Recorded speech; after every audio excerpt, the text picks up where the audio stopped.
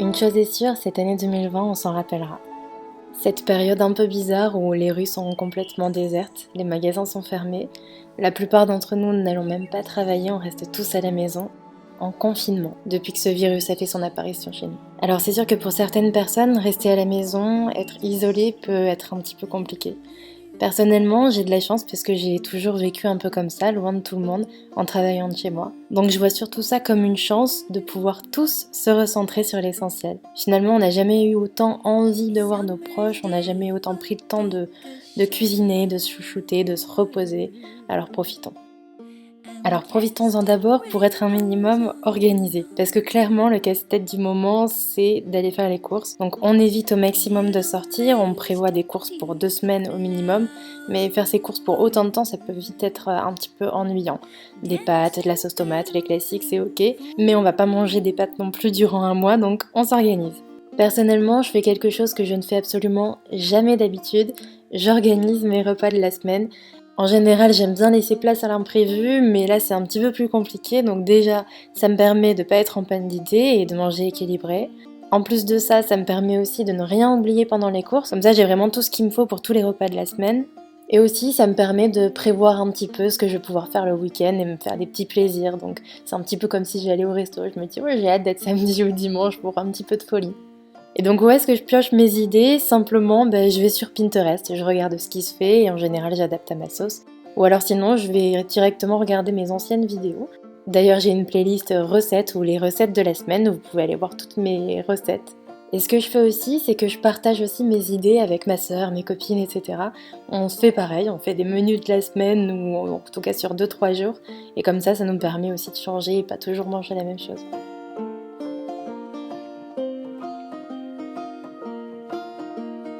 Alors je suis certaine que vous allez me demander d'où vient ce semainier avec la liste des courses. Il vient de chez Histoire d'écrire, je vous mettrai le lien sous cette vidéo.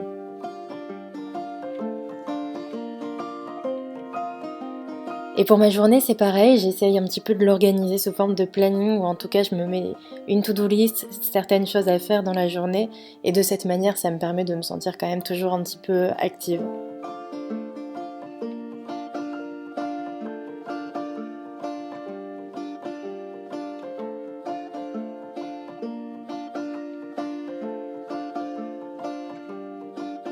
Mais attention aussi à pas vous donner encore plus de tâches que d'habitude. Je pense que c'est aussi bon moment dans le confinement de prendre vraiment le temps de rien faire ou de faire ce que vous avez juste envie de faire. Personnellement, j'aime bien lire, vous pouvez aussi jouer aux vidéos, regarder Netflix. Franchement, le mieux c'est de pas culpabiliser. Comme je vous le disais, pour moi c'est la lecture et ça tombe plutôt bien parce que j'avais fait le plein de livres il y a quelques mois et j'avais pas du tout eu le temps de les lire. Donc là c'est vraiment le bon moment. Je vous en parlais un petit peu sur Instagram d'ailleurs. J'ai pas mal de livres que j'ai beaucoup aimés et je pense que je vous en ferai peut-être une vidéo ou sur Instagram, je sais pas trop encore. Donc je vous laisse me dire en commentaire si vous préférez sur Instagram ou ici sur YouTube.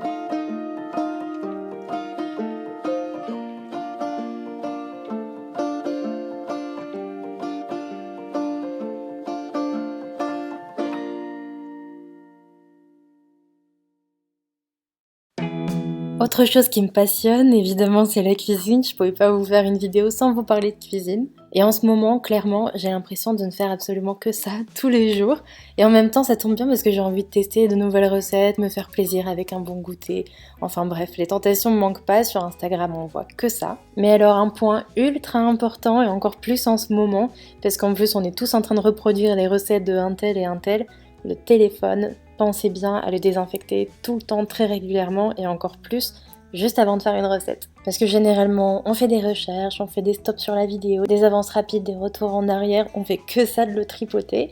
Donc surtout, on désinfecte bien. Et moi, comme vous aurez pu le remarquer, je reproduis du coup une recette de Hervé Cuisine, un brownie à la patate douce. J'étais tellement intriguée par ça, en ce moment j'adore tester plein de recettes, d'ailleurs je vous les partage à chaque fois sur Instagram. Si vous me suivez pas encore, c'est le moment. Ce soir à la maison, c'est McDo avec des frites sans huile. On a testé de faire des burritos, c'est genre des sushis géants. Ça a l'air terriblement bon. Recette sûrement bientôt. Donc oui, ça tombe bien parce que je teste pas mal de choses pour mes prochaines vidéos recettes, tandis que celle-ci, le brownie à la patate douce, évidemment, je vous invite à aller sur le compte de Hervé Cuisine pour voir la recette.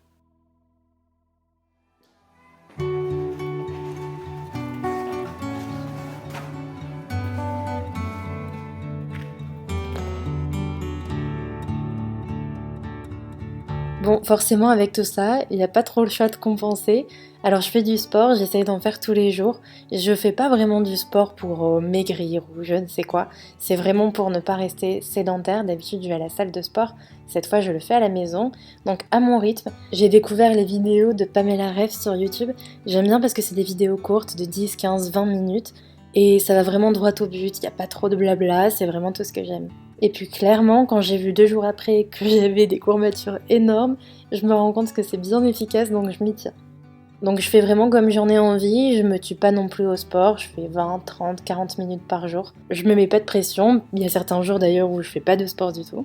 Donc j'alterne avec ce que j'aime, parfois je fais des vidéos, parfois je fais de la corde à sauter. Et en général, ça me suffit à me sentir bien, bien dans ma tête, bien dans mon corps. Donc je veux vraiment pas vous montrer ça dans le but de vous dire que vous aurez un super bikini body.